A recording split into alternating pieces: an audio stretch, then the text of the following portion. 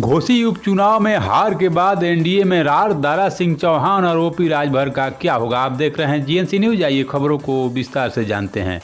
घोसी में भाजपा की करारी हार के बाद सवाल उठ गया है कि कुछ दिनों पहले बीजेपी में लौटे दारा सिंह चौहान और एनडीए के साथी बने ओपी राजभर का क्या होगा। राजभर का पहले भी बीजेपी में खुलकर विरोध होता रहा है। यूपी की घोसी सीट चुनाव के पहले दिन से विपक्षी गठबंधन इंडिया और एनडीए का चुनाव कहा जा रहा था। अब इंडिया गठबंधन को मिली पहली जीत के साथ ही एनडीए में रार शुरू हो गई है।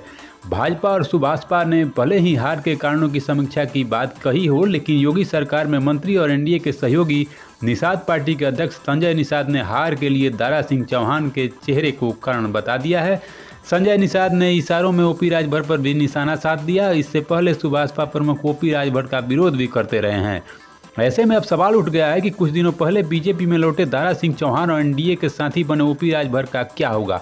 ओपी राजभर का पहले भी बीजेपी के अंदर खुलकर विरोध होता रहा है। योगी की पिछली सरकार से बाहर होने पर लगातार मुख्यमंत्री पर शब्द बाण भाजपा भूली नहीं है।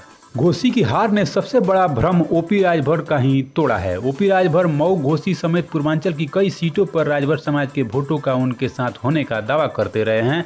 राजभर ने घोसी चुनाव से पहले यह भी दावा किया था कि 2022 में उनके कारण ही सपा की जीत मिली थी। राजभर का एनडीए में शामिल करने का कारण भी राजभर समाज का वोट बैंक ही है।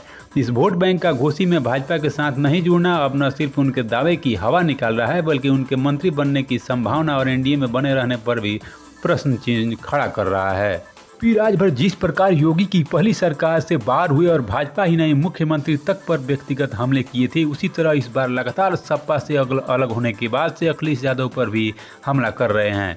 घोसी में प्रचार के दौरान तो उन्होंने अखिलेश को सैफई भेज देने का दावा भी कर दिया था। इस हार के साथ ही ओपी राजभर की भाजपा को किसी तरह के दबाव में लेने की आशंका भी लगभग खत्म हो गई है।